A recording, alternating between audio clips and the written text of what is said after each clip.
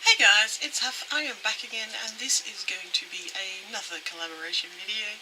This one is with a bunch of girls we got together on Instagram. This was started by Claire Gray, otherwise known as UK Swatch Tower. I will leave her linked below and all the other girls who are doing this.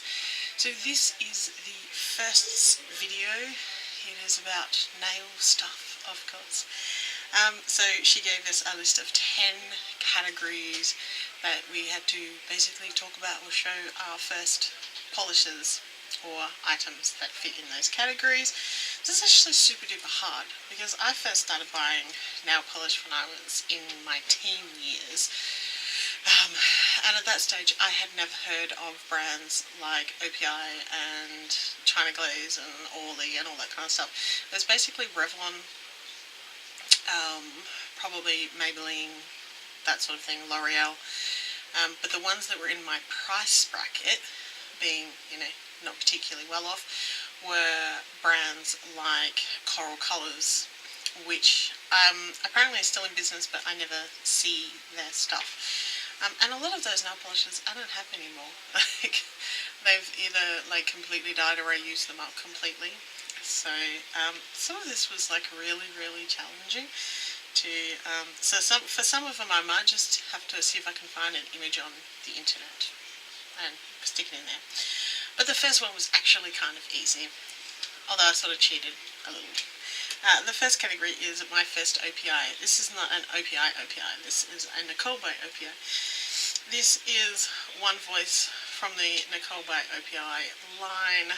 I found this very heavily discounted, like 50% off, in a pharmacy a very long time ago. It was still when I was living up in, further up in the hills, so it has to be more than 16 years old. Still works just fine. It's not the colour I would ordinarily have picked. I was more into neons and purples and stuff, but this was the only one of this type, and this, at this point, that was, it's like $15 or something. Might actually not be that old. Might have been a different pharmacy. I just know it was the first time I'd ever seen Nicole by OPI, or any OPI, in a store, and I was like, that's an interesting bottle. So I bought it. So that is One Voice from Nicole by OPI. The next one is my first Essie. My first Essies were actually 4 Essies. I got one of those seasonal box things where you get like 4 mini OPIs. So this was winter collection. I think it's 2014, I think it was. I haven't had Essies for very long. So I got these 4, and I think I got another couple as well at the same time. So this one here is Snap Happy, which is probably my favourite out of these ones. Really nice red. There's Leading Lady, which it looks like I've used a lot of, but it's because it's a fairly sparse, glittery type thing, and you need several coats, and these are only really tiny anyway. There's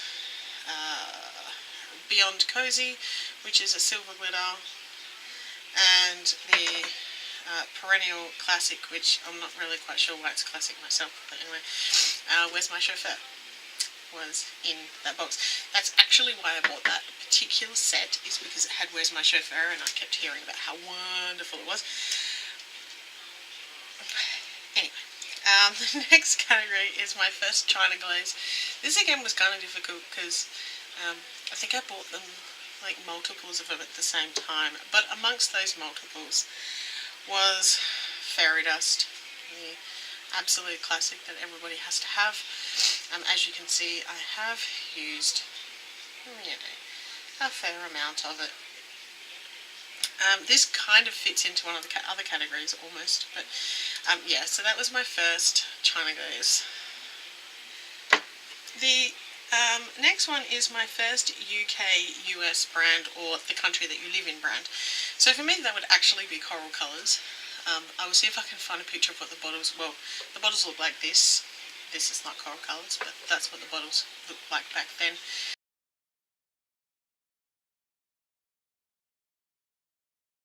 that would have been what I could afford. So that would have been my first probably coloured nail polish, and my first Aussie brand, because Coral Colours is an Australian brand, based in Brunswick, I believe, in Victoria. So I don't actually have one of those anymore. I don't have any Coral Colours nail polishes that I'm aware of in my collection. So there you go. The next one is my first indies. These are indies from a brand that does not exist anymore. She was a friend of mine when I used to sell jewellery online. The brand is Nail Lacquer. Those are little teeny tiny sample bottles. These were from pretty much her first batch of nail polishes, or second batch. So they're probably not that great anymore. They actually have a semi-matte finish, like a satin type finish to them.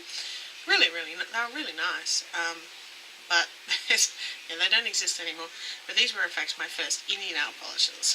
So this one here is Wild Lavender, and this one is When Clouds Dream. It wasn't until much later that I moved on to other indie brands, like Picture Polish and Angel Kiss Nail Lacquer. They're probably the only other two indie brands I actually own at the moment. Category 6 was my first holo.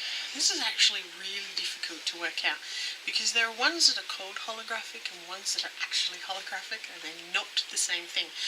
But my first ones would probably have been from L'Oreal, surprisingly enough. There's these ones that are called Holographic Shine. You can tell this is really old just by the bottle. There's no holographic in this. And the other one was the ones that came in a line that looked like this bottle. It's the LA collection. They had crystals and they had hologram. And the hologram one was actually pretty holographic. I actually used it all, which is why I don't have it to show you. But the bottle looked exactly like this. I think it was number 104. I'll insert a picture if I can find one online of it.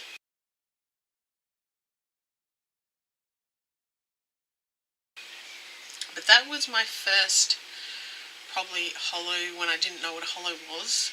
And then a little bit later on I got this one here, which if my camera would focus on it.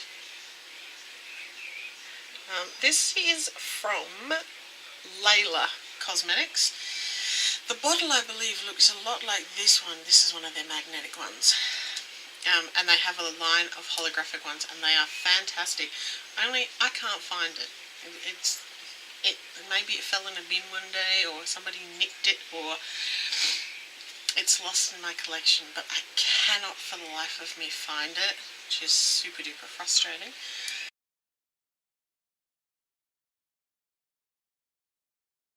And around the same time as I got that, I actually got this Orly. It was in a kit with some other nail polishes. Got it from a pharmacy. This is called Prismo Gloss Silver. It is a holographic topper. I don't know if you can tell, because it's a teeny tiny bottle. It won't focus. It is almost a dead ringer for fairy dust from China Glaze. In fact, I have swatches to prove this.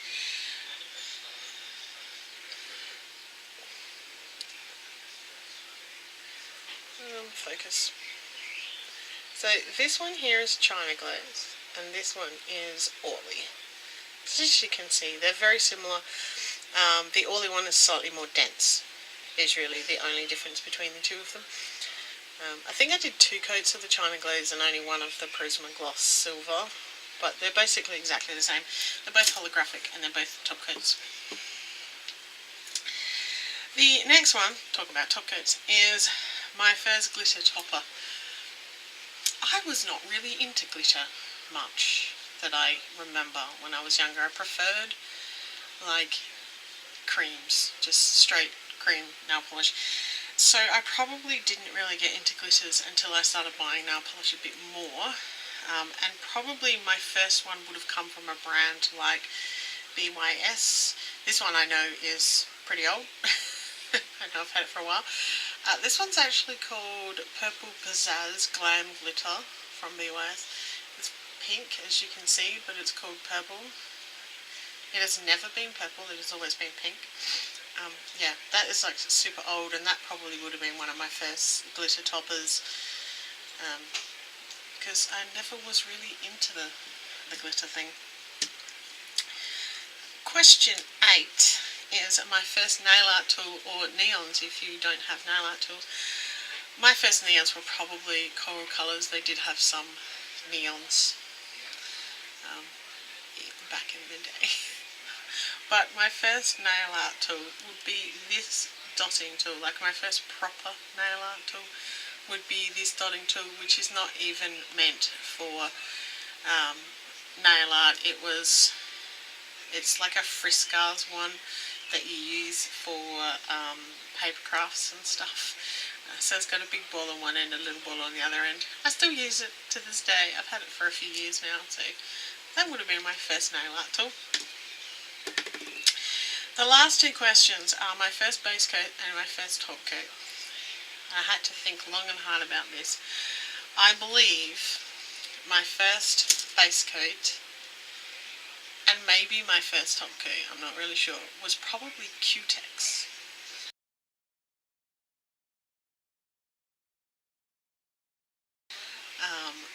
We'll insert a picture if I can find one online.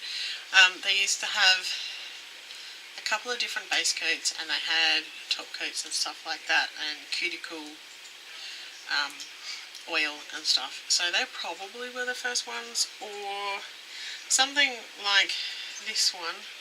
This is Collection 2000, which is actually an English brand. This is actually the Sparkle top coat. I've had this for donkey's years. Obviously haven't used very much of it. But that would be like the kind of top coat I would have used quite a bit, something like that. I may have had Sally Hansen. I'm not really sure. I used to just buy the cheapest stuff I could find. I wasn't snobby about what I bought when I was a teenager. Now I have like 30 different top coats and base coats. So a little bit more fussy these days. So yeah, they were all of the categories in my nail firsts. That was created by Claire Gray. I will leave a list, as I said, down below of all the other girls, so you can go and check them out and, you know, tell them I sent you. And if you've come from one of their videos, then hello.